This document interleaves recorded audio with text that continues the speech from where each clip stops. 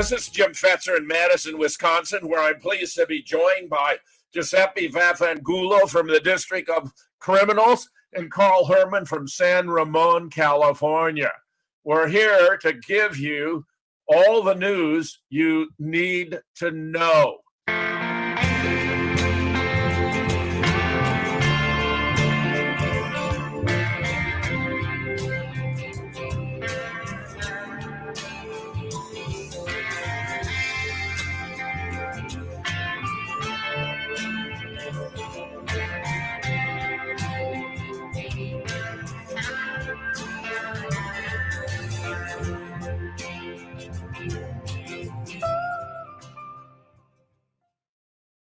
We begin with the clock ticking on Trump's legal team. We got Alan Dershowitz saying that they need to move in an expeditious manner to get the evidence in front of the courts if they want to get this case to the Supreme Court, where they might have a 5-4 majority, or I would say a 9-0 on some of these issues. We have all the facts and the evidence ready to go before then, because the American public is entitled to know this was a fair election in every respect, meaning they're entitled to know the truth about the election and get it squared away. They're going through every aspect of the Constitution, trying to find something to hang their hats on. I think Sidney Powell, Lynn Wood, Jenna Ellis, Rudy Giuliani have already figured where to hang their hats. Meanwhile, Associate Justice Alito has moved up the deadline for the Supreme Court briefing in relation to Pennsylvania, bringing it within the safe harbor window to intervene. In other words, the Tuesday deadline may signal the Supreme Court takes Kelly's case. This is filed by a representative there who believes that serious violations of the state constitution and the federal law have occurred. In strict theory, the Supreme Court has no jurisdiction to settle Pennsylvania constitutional issues, such as whether the state statute at question, Act 77, violates the state constitution. Generally, such matters are the exclusive realm of a state Supreme Court, but there are exceptions. The way in which the congressman frames the issue is as follows. 1, do the Elections and Electors Clause of the United States Constitution permit Pennsylvania to violate its state constitution remedies on its lawmaking power when enacting legislation for the conduct of federal elections?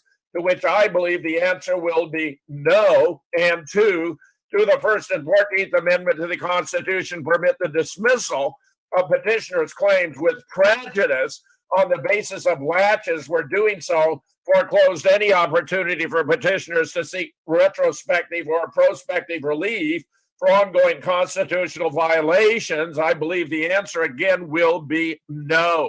Meanwhile, the Supreme Court has said the framers intended the clause as a grant of authority to issue procedural regulations, not as a source of power to dictate electoral outcomes, to favor or disfavor a class of candidates, or to evade important constitutional restraints by declaring the legislatures of the states those who determine how the electors from their states respectively will vote. Giuseppe, your thoughts? Well, Jim, there was an insane amount of chicanery and illegality that went on with the Pennsylvania election. I mean, I have some sources up in Pennsylvania who have reported strange anomalies and being able to vote, believing in past when they felt assured their vote was accurately counted, and now it's not. And perhaps the most amusing anecdote is how the former boxing heavyweight champion Joe Frazier, who died about 8 years ago, was recorded as having voted for Biden. I mean, that gives you the extent of the legitimacy. Joe Frazier voted for Joe Biden. I love it. Yes. Yep, he's in the voting list. Yep. This is so absurd. I love it. The American people need to know these things. Carl, your thoughts? If we have white hats at the Supreme Court, then they'll be able to review the case based upon the 14th Amendment, which is everyone is treated equally under the law, and that Article 2 for the election of a president is actually exercised. And the Supreme Court is really the only relief, the legal relief for we the people. And if there is no avenue for legal relief, when I saw, and I didn't look, but I saw a message that the number of affidavits demonstrating election fraud is now at 5,000. So apparently Sidney Powell and Linwood's call for people to step up has been answered. So the structural setup of the United States Constitution allows people to get their grievances addressed ethically under the law, with equal protection and equal justice under the law. And if the Supreme Court decides to bullshit and throw out the case, then baby, civil war is coming. I couldn't agree more. I mean, it seems to me there are three measures involved here that could lead to a resolution. Number one, if the state legislatures respond to the massive evidence and exercise their responsibility to determine the electors and cast them for the winning candidate, namely the one who deserved, who legitimately won, who would be Donald Trump. He could have 270 plus by that mechanism. Second, if the case comes before the court and it rules, as you observe, on the basis of the 14th Amendment, that equal protection under the law was not afforded because Democrat votes and voters were treated differently than Republican votes and voters, that could nullify the election and send it back to Congress for resolution, where the House picks the president, the Senate, the vice, and where the 50 states in the House each have one vote, where there are 26 Republicans, which would thereby bring Donald Trump back to his second inauguration. And third, it might of necessity be necessary to impose a state of insurrection whereby the military supervises a national revote with paper ballots and hand counts and stringent identity qualifications. All those could succeed, but if none of them do, I agree, we will be in a state of civil war, and it's going to be bloody. Meanwhile, 222 Republican congressmen won't say that Biden is the president-elect. As far as I can tell, he isn't the president-elect because the electors haven't cast their votes yet. He would only be president-elect if a sufficient number, 270 or more, cast their ballots. So I think it's very unsurprising they should decline. The survey found 11 of 52 senators acknowledged Biden's win. Of course, 14 House Republicans who recognize Biden, 6 will be retiring from politics. 2 others represent districts Biden ostensibly won. Meanwhile, various senators, one GOP representative, Paul Gosar of Arizona, Mo Brooks of Alabama, are the only members of their party to publicly insist Trump won the race. Anyone who's looked at the evidence, however, can see that it's clear as a bell. Senate Majority Leader Mitch McConnell said the future will take care of itself. Meanwhile, Trump asked for the names of 25 Republicans in Congress who reportedly considered Joe Biden to be president-elect. 25. Wow, I'm surprised there are so many. We have just begun to fight. Please send me a list of the 25 rhinos. I read the fake news Washington Post as little as possible. Meanwhile, it was reported the Washington Post surveyed all 249 Republicans in the House and the Senate. Only 25 would acknowledge Joe Biden is president-elect, and I think for very good reasons. Giuseppe, your thoughts?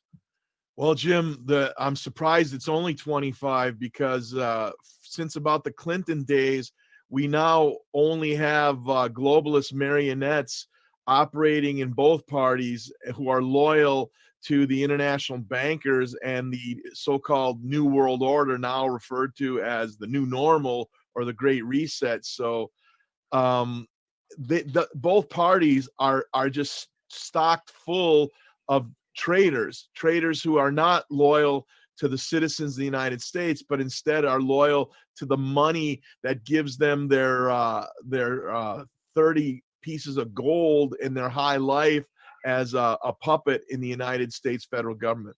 Silver. Well, I would say gold in this instance because they're all pretty wealthy. Well, they're well paid, yeah, but the traditional phrase would be 30 pieces Right. of silver Agreed. to perform a traitorous act. Yes. Carl, your thoughts? Sidney Powell has said that if we really push this election fraud, that the shape of the House and the Senate are going to look quite different.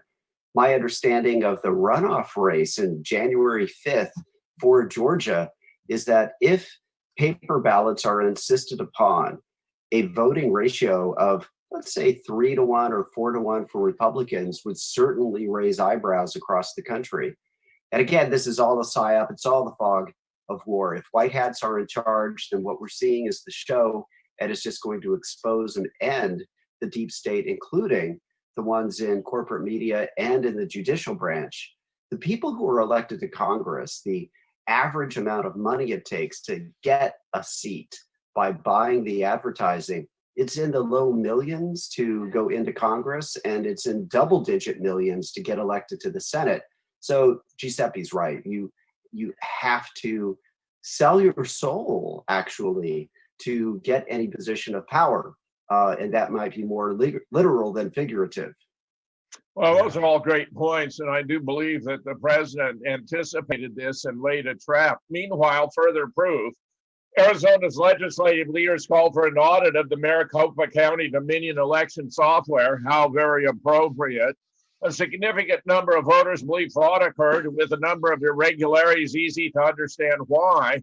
Especially concerning are the allegations made surrounding the vendor Dominion.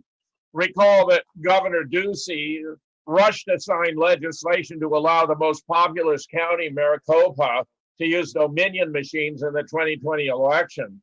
Arizona is now reporting a 79.9% voter turnout, the highest in the country, according to the latest aggregated results. Also easily the biggest turnout in state history.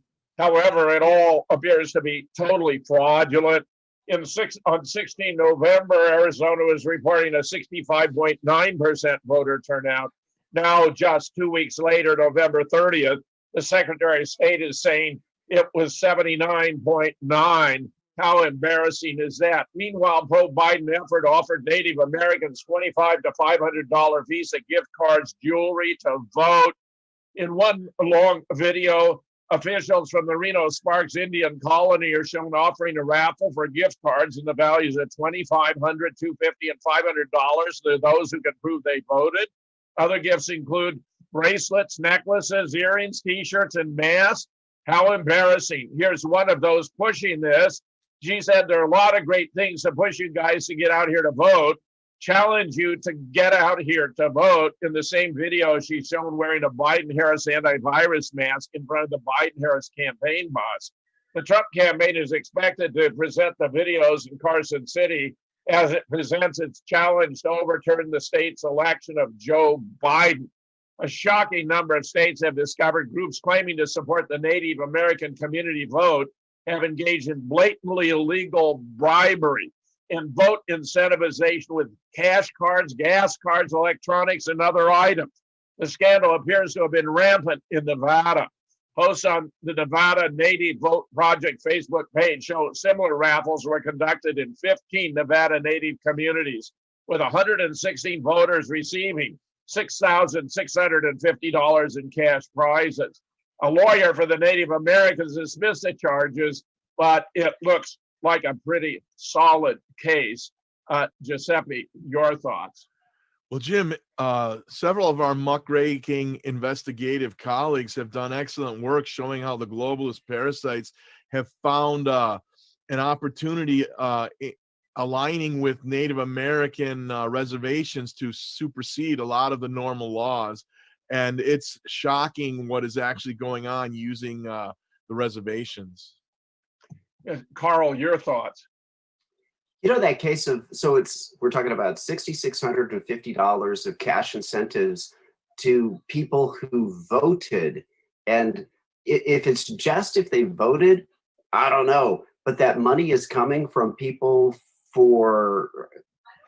so these are matters of law that would take a little more time to get into. Well, they were saying you could participate in the raffle if you voted, and it's being promoted by the Biden-Harris campaign. I think the inference is pretty obvious, but I agree with you. There are issues of law here that will need to be unwoven.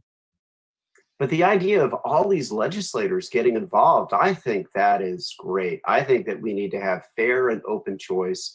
And again, if it's the white hats, then it's like, make your choice, choose a side. And if it's black hats, then it's just going to be this infuriating procedure of lies. And then the people who will make a choice of where we go next will include patriots who are saying game is done. We may see a lot of heads on pikes. I believe this will be a case of taking no prisoners. Meanwhile, there's so much fraud, even Fox has been paying attention. You have to start wondering at what point is the amount of fraud enough to convince people widespread orchestrated cheating took place. Trump was reelected in a landslide on November 3rd. His victory may have been so large we'll never know its true scope because no one's looking at states like Oregon and Virginia. All eyes remain on the 6 undecided states. The number of illegal ballots in these 6 states is outside the margin of error, meaning Trump wins if the illegal ballots are discarded in Nevada, Arizona, Michigan, Wisconsin, Pennsylvania, and Georgia. The Trump campaign in Nevada has now identified 18,000 ballots that were cast by people who are not legal residents of the state. In addition, a court granted the Trump campaign the right to conduct a limited statistical audit of mail-in ballots. The result, 2% cast by people who never received their ballot in the mail, 1% cast by people who now say they didn't vote, with a 3% fraud rate in mail-in balloting. That works out to another 17,300 fake ballots. Combined, that accounts for 35,300 fraudulent ballots, and it only scratches the surface of the evidence. They have so much evidence to transport to the campaign's hearing before the Nevada legislature, they had to rent a second vehicle. Joe Biden's margin of victory is 33,596 in that state, so that if you took away the 35,300 fraudulent ballots, all of which were cast for Joe Biden, Trump would have a victory. Biden's artificial lead in Georgia is even narrower, about 12,000 votes. That's where most of the election drama took place this week. The Trump campaign produced irrefutable video evidence of fraud on election night from a surveillance in the State Farm Arena in Fulton County. A supervisor told the Republican ballot observers and the press at 10 p.m. the county was being stopped until 8 a.m. the next morning. But in fact, they sent them all away. 4 remained behind, and they started pulling out suitcases full of ballots from beneath a desk. They continued to process the ballots where the voting machines can scan 3,000 an hour.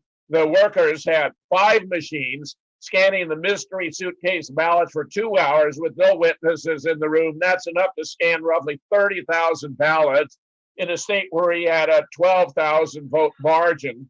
The Biden campaign has to be breaking out in a flop sweat by now. The weak and ineffectual governor of Georgia, Brian Kemp, is now passing the buck, demanding Georgia's Secretary of State figure out what the hell is happening in that video. I disagree. It's obvious and time for either Georgia's Attorney General or a U.S. attorney to figure out what happened. Hold on to your hats. There's just an awful lot of fraud being exposed, really, on every hand in these 6 states. Giuseppe, your thoughts? Jim, ever since the easily hackable Diebold machines were brought onto the scene back in the late 20th century, there hasn't really been a legitimate election. All they need is plus or minus, the illusion rather, of plus or minus 3% in a close election. And that will allow them to install, they being the globalist parasites, the candidate they want. In fact, in some instances, there was I cannot think of the gentleman's name, but in Georgia, we're just talking about Georgia, there was a fella, a real patriot, who lost both his legs. He was up by 15% in the polls. He won clearly by the exit polls, and yet they installed his opponent. And so what's needed, Jim, is there's no political solution. There's no litigation, really, because the Department of Justice is absolutely corrupt. We need a military solution to come in and insist on a real paper ballot election. And the will of the people must be honored and represented. That may be coming, Giuseppe. Carl, your thoughts? The facts have to get out there. And we have the available data. It is there. And if the white hats roll that out, then I think we have a slam dunk win. But if the black hats are in control, that it's just going to be obfuscated information and it's going to divide the country? Well, I believe the patriots will come to the cause of the nation and the future and their posterity and our legacy. Meanwhile, Trump is proposing a landmark legislation reform and overhaul of election security systems. After we win the Senate, we need to pass landmark election reform, including voter ID, residency verification, citizenship confirmation. They want to say he doesn't have to be a citizen, but you've got to see who's voting. It's a disgrace that in 2020, no state in America even makes a real attempt to verify those who cast ballots by mail are eligible and lawfully registered voters. The evidence of fraud is overwhelming. In the November election, widespread instances of irregularities have included votes cast in the name of dead people across state lines, backdated ballots, glitches caused by human error that switched Trump votes to Democratic presidential candidate Joe Biden, but none that switched votes from Joe Biden to Donald Trump. Meanwhile, the rejection rates for mail-in ballots have been uncharacteristically low, despite the record number of mail-in ballots because of the COVID. Meanwhile, President Trump and First Lady attended a rally in support of Senator David Perdue and Senator Kelly Loeffler in Valdosta on Saturday. She continues to perform marvelously as First Lady. She has impressed me very profoundly.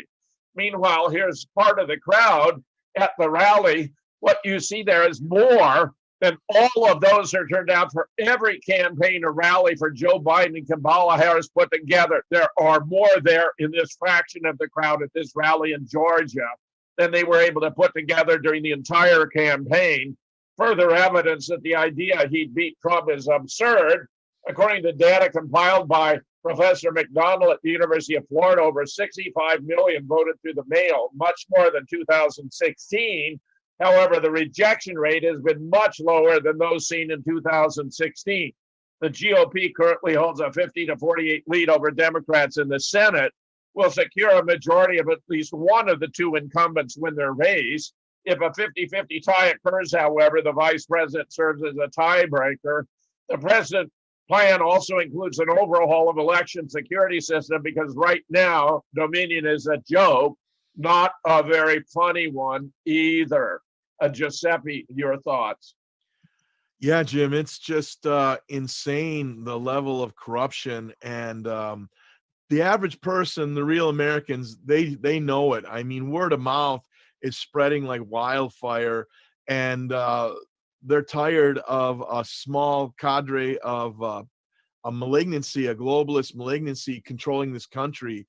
And there's a vast majority who want the United States to remain a republic, remain a sovereign nation, and want their voices heard. None of this this absolute despicable lies of communitarianism. Oh, the nanny state's gonna give me a hug, we're all equal. No, we're not. That's communism. It's a globalist attack, a literal hot war. If you factor in the stolen election with the scamdemic of COVID-19, with this impending a vaccine mandate where they're injecting you with terrible, deadly nanotechnology and unproven DNA rewriting. I mean, my God, we're on the precipice of literal hell on earth.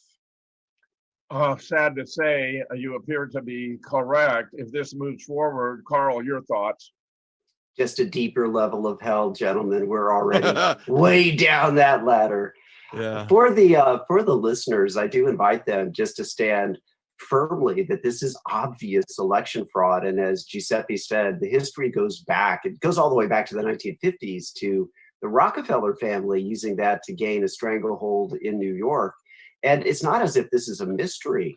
I stopped reporting on it during the 2016 season, but Princeton and Stanford were at the lead of saying the obvious is that if you're going to have an election and you're going to count these votes on a machine, but there's no unique paper trail for that, that is no longer an election. You're being played, and you're really, really dumb to accept an unaccountable machine that can be easily programmed to tell you to be dictated to.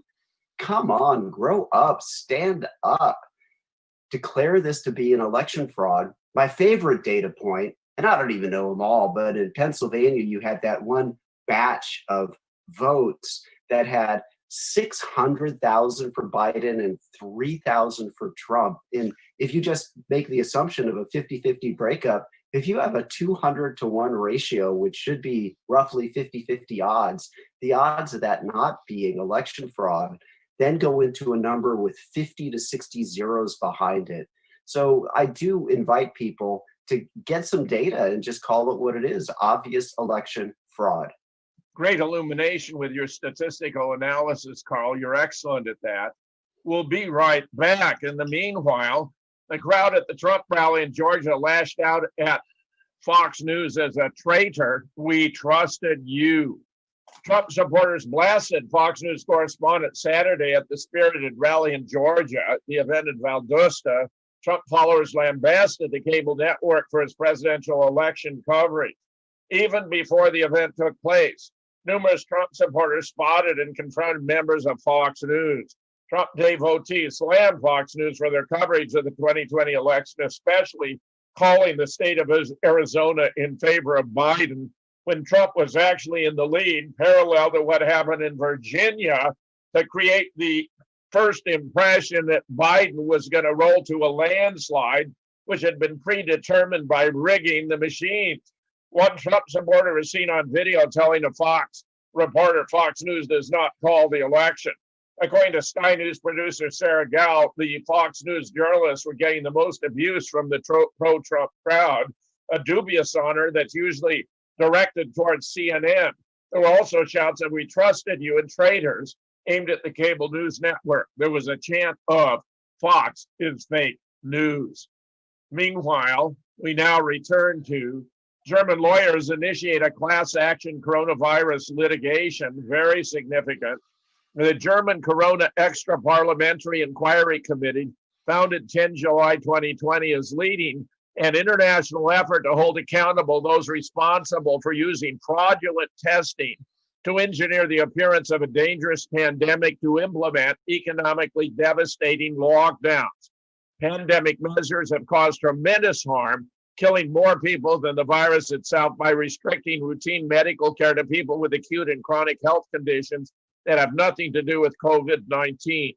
While the governments of many nations have the same separation of powers as the US, where you have separate legislative, judiciary, and executive branches, we're now finding this separation has been breached and nearly destroyed in most places. We now have plenty of data showing the lethality of COVID-19 is on a par with a common flu, and that the absolute risk of death is equivalent to the risk of dying in an automobile accident. The flaws of PCR testing have been capitalized upon to incite fear in order to benefit an agenda developed by private corporations, which include not only big tech, the Bill and Melinda Gates Foundation and the Wellcome Trust, but also the World Health Organization, the United Nations, and especially the World Economic Forum. They have a lot to go on that's very extensive, their report, suing the world over a faux or fake pandemic. What do we know? The last question: evidence show pandemic measures have caused tremendous harm, killing more people than the virus itself. We now have plenty of data showing its lethality is on a par with a common flu. Even WHO has now admitted the mortality is on a par with seasonal flu. Experts have also stressed there is no excess mortality, meaning we've had an average number of deaths during the pandemic as would normally die anyway. And if there's no excess mortality, how can there be a lethal pandemic? There can't. It doesn't add up. They claim real science explain how the PCR test yields a false positive when it's used improperly, and it's being used improperly everywhere. Meanwhile, a study finds asymptomatic spread is not a significant source of the virus. An asymptomatic carrier is someone who's not displayed symptoms after being infected, but may spread the virus to others. This is different from being pre-symptomatic, meaning a person doesn't feel or look sick, but eventually has symptoms that show up and does transmit the virus during that pre-symptomatic phase. A study published in Nature, which may be the world's most distinguished scientific journal, identified 300 asymptomatic positive cases through a massive screening of more than 9 million Chinese using the PCR test. But we know when it's used at a higher rate than 35 cycles, that it gives a false positive. Even Anthony Fauci has observed that, and yet the FDA has recommended it used at 40 cycles, which is guaranteed to provide false positives.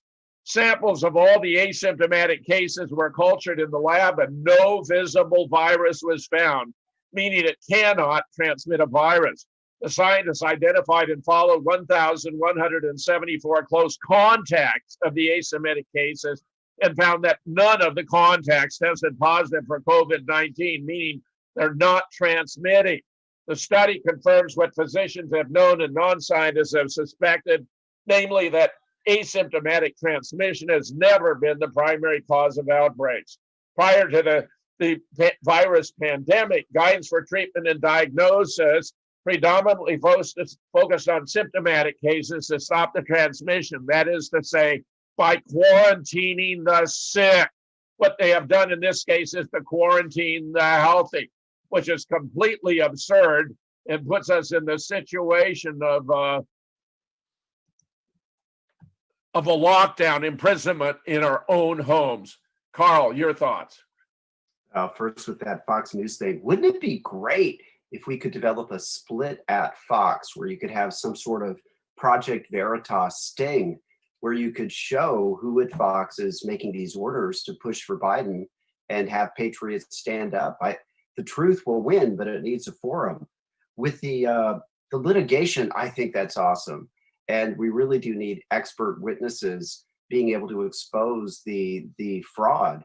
I don't have much to say in the medical field. I'm not trained there. I'm not a professional there. But I did hear a professional say that when you run these PCR tests over and over and over again, that is the basis of calling this that you're infected or this is a pandemic. This is similar to going in and claiming that your house where you live is infested with wild geese, that it's a barnyard inside your house, when the truth is actually you have a goose down pillow in your bedroom. What I can say as an expert witness is that the lockdowns are definitely illegal. The states have emergency authority, true that. They also have a limit to that authority because a foundational principle of a free people is limited government. And these emergency, this language in California, for example, the emergency language gives the governor 60 days maximum. That's it. So the emergency was declared in March. It was over in May, and they have no authority anymore. And that is the basis for not hundreds, but thousands of lawsuits. And we've already heard of some of these emergency powers being pushed back. Jim, I can still do audio. We can do an audio with you, Giuseppe. Excellent. Yes. Would you like to comment on this last report? Yes, absolutely. First, the Fox News, Rupert Murdoch was a staunch conservative, but he's given control of Fox News to his children who are Clinton communitarians, and they're part of the globalist malignancy that seeks to create the one world government scenario. And as far as the wonderful effort by the German litigators and doctors to sue for this great scamdemic, in a nutshell, the Kary Mullis created PCR test was never meant as a diagnostic tool. It is absolutely worthless with a 95 to 98% false positive results. So step one, they use a test that is absolutely worthless. Step two, they talk about asymptomatic carriers. Well, every human on Earth has the coronavirus in them. Every mammal on Earth has the coronavirus in them. Every reptile on Earth, it's in the dirt. It's everywhere. It's omnipresent. It's ubiquitous. So this is a huge lie that the coronavirus is the new nano-terrorist. And finally, the level of fear generated in the weak minds of the average citizenry who are so uneducated, so unable to critically think and take care of their own health, and trusting this religious cult of big pharma, of allopathic medicine, and believing that these traitorous parasites are doing any good. They just want to keep the world's population sick and vaccinated for a huge profit stream. And so this is absolutely a huge scamdemic. And the fact that it keeps rolling along, the people in the hospital are sick because they've caught the flu, and it's the symptoms are more intense because they've been so stressed and releasing cortisol, which is what happens when you're under fear or anxiety. It's what the adrenal gland releases. So when you have constant day after day, week after week, you get stuck in a cortisol loop, which is constant stress and anxiety. And at that point, your immune function starts to shrink like a tire or a balloon with the air slowly releasing. And that's why people are getting all these more intense versions of the chest cold, because their immune function's lowered. And so many of them, they don't mention the comorbidity. People already had diabetes, cancer, liver disease, heart failure, COPD. They were going to die anyway. And that's what is putting them in the hospital. It's just complete, utter lies to serve this agenda of the Great Reset, the new normal, and the New World Order. You're spot on, Giuseppe. Meanwhile, the chief medical officer says Canadians who refuse the vaccine won't have freedom to move around. Dr. David Williams was asked if he would make some sort of mandatory vaccination recommendation. He said, we can't force someone to take a vaccine, but what we can do is to control access or ease of getting into certain settings. If you don't have a vaccination, then you're not allowed into that setting without other protective material. What may be mandatory is proof of vaccination in order to have latitude and freedom to move around without wearing other types of personal protective equipment. This is outrageous. Anyone who refuses to take the vaccine, in other words, will be reduced to a personal form of de facto lockdown with their social lives and mobility completely stunted.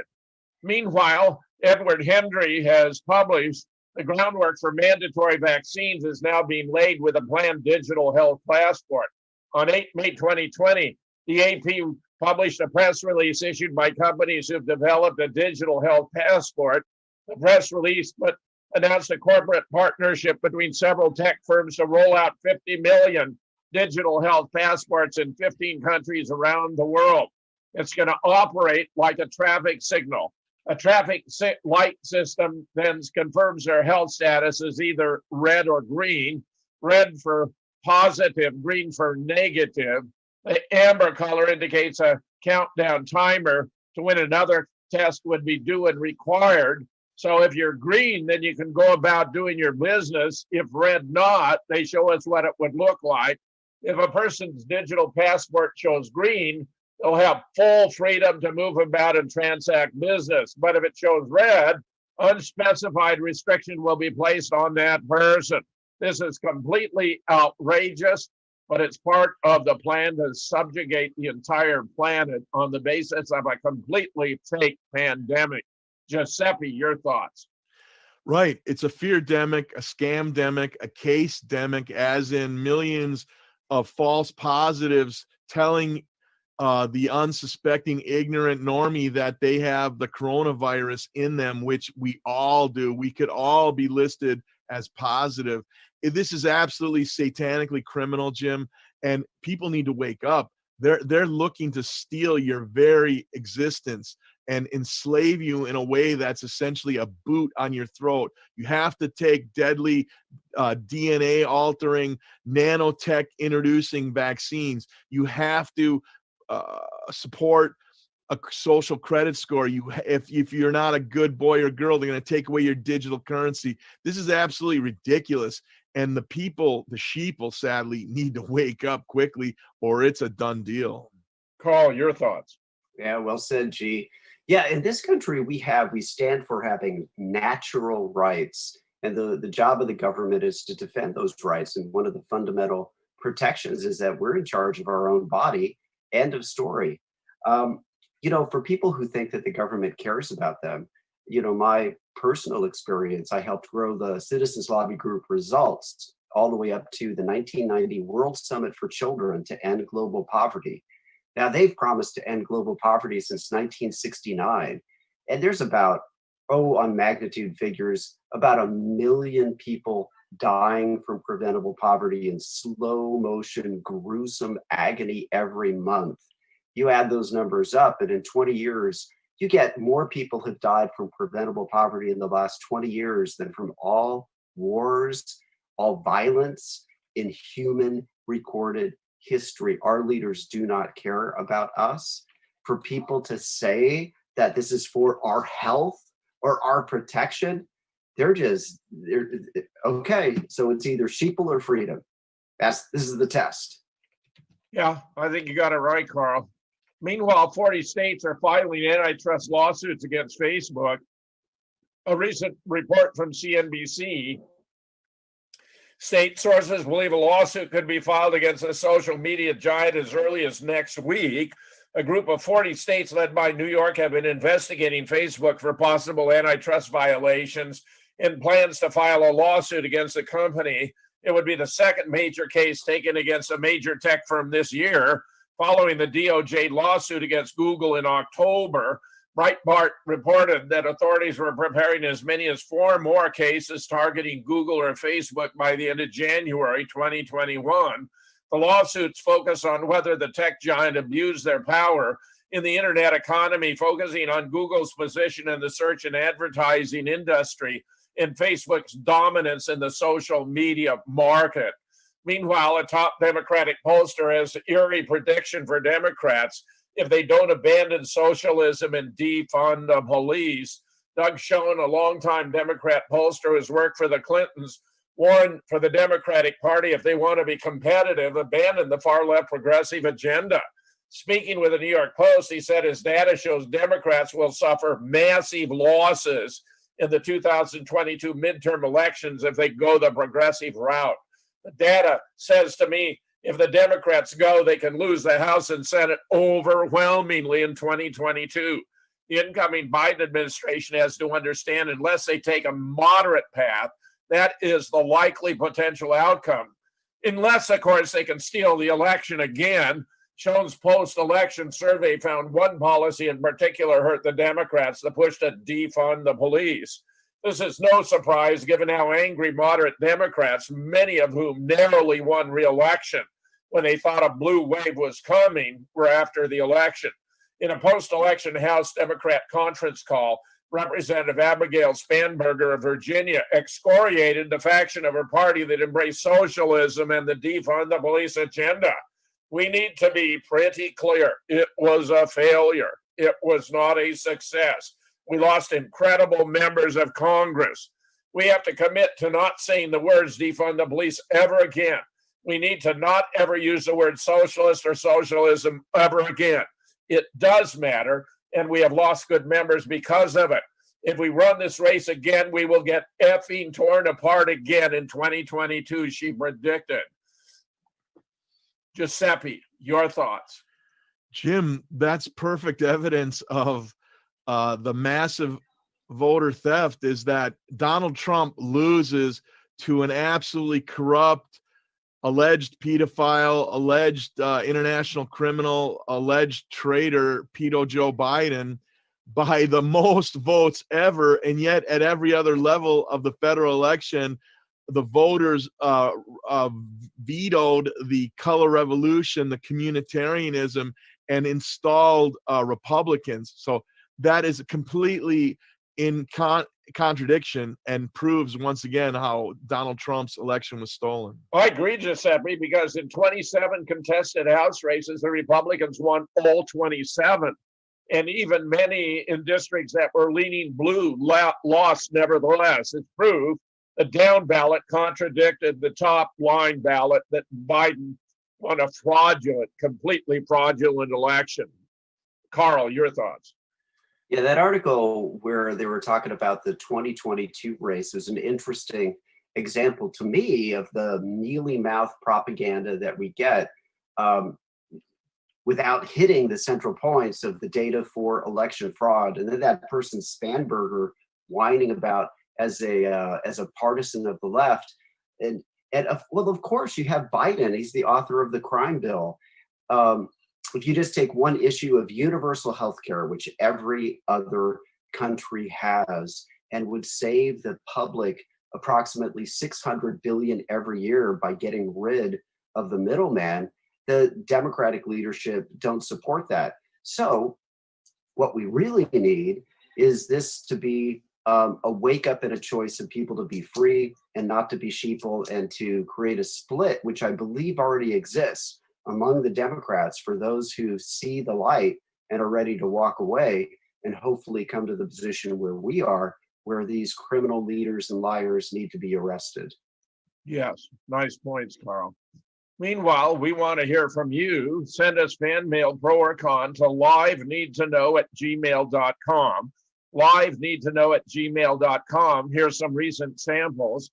A new comment on our episode of the 4th of December regarding Obama, real name Barry Soetoro, most probably born in Chicago. Father was a socialist activist. Read Dreams of My Real Father. Obama, for all of his misgivings, was not a friend of Bibi, hence the book. Here's another, also on the same report, regarding Kerry Mullis. He was offered the role to create a testing protocol for AIDS. When he asked for the documentation study data that HIV is the cause of AIDS, he was told it did not exist, but he did not need it to proceed, and he refused the role. He wrote the foreword to Professor Pete Duesenberg's book, Inventing AIDS. Here's another. Israel, as much as it's true that Israel has its hand in all global affairs, the creation and expansion of Israel through suppression and extermination of original ethnic population, the Palestinians, has been repeated many times throughout history. USA, Canada, all of South America, New Zealand, Australia, etc. So although morally it's wrong, politically and historically it's not at all unusual. What is problematic from a U.S. point of view are the national resources being used to do it and the political influence that allows it. One more, regarding coronavirus early outbreaks. Ivy seems to have it right. The initial deaths were a result of a synthetic contamination. I suffered from what I would call an affliction. It reminded me of altitude sickness, lack of sufficient oxygen.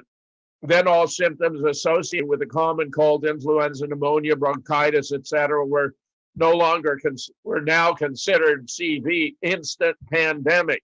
Not to mention the prerequisites for a pandemic were lowered to make it easier to declare. Meanwhile, we have the real Joe Biden versus the actor Joe Biden, the deep state traitor and pedophile versus the comedy genius secretly saving America. This issue may still arise because the Democratic Party could be disqualified for having run a fake candidate in lieu of the real designee, and the president be reelected by default. Meanwhile, the False Flag and Conspiracy 2020 conference this weekend went off without a hitch. Sensational reports. I was very proud to organize and host it. There will be more to come about the availability of the archives. Meanwhile, you can check out the program at falseflagconspiracies2020.com. Giuseppe, your final thoughts.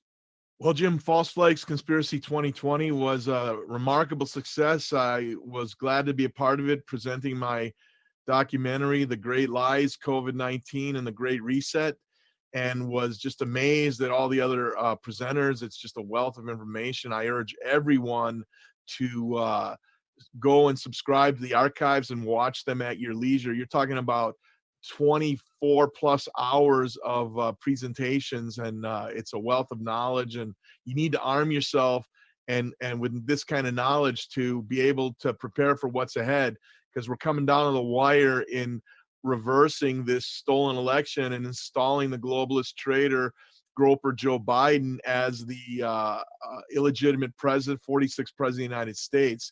So you need the knowledge that was at falseflagsconspiracies2020.com. Well, Giuseppe, your contribution was just marvelous. I can't thank you enough. Carl, your thoughts. I thank the people writing in for the comments, and for you guys, especially you, Jim, for your leadership for that conference. My final thought is to remind people that anybody who engages in any serious solution on this planet meets the evil empire. You find that your solutions are rejected. And I invite the audience again to take a stand. Probably everyone listening to this knows areas for damn sure where whoever is in charge, saying that they are leaders, are promoting policies that, we can quantify that, annually kill millions, harm billions, and loot trillions of dollars. It is time for people to make a stand. This is it. This is Earth's final exam, as my friend and mentor Bucky Fuller said, and we will either have the integrity of the whole truth or the extinction of what we call human beings. You didn't see it, but in this case, it would be to sheeple. This is Jim Fetzer in Madison, Wisconsin, thanking my colleagues Giuseppe Vafanculo from the District of Criminals and Carl Herman from San Ramon, California. I believe that the political genius who is our president of the United States is the one-man force who can defeat the enemies of America. But if the legislatures fail, if the courts do not follow through and adhere to the Constitution, if there's no Insurrection Act to have a properly conducted election, it's going to be up to us, the people, to bring justice to the United States and wreak havoc upon those who are seeking to slaughter us and our progeny in our future as a nation. We will rise to the occasion. I declare, the United States will not be defeated by the evil forces allied against us. We, the Americans, the patriots who believe in our nation, will see to that. Stick around, stay tuned, and join us tomorrow for more of what you need to know.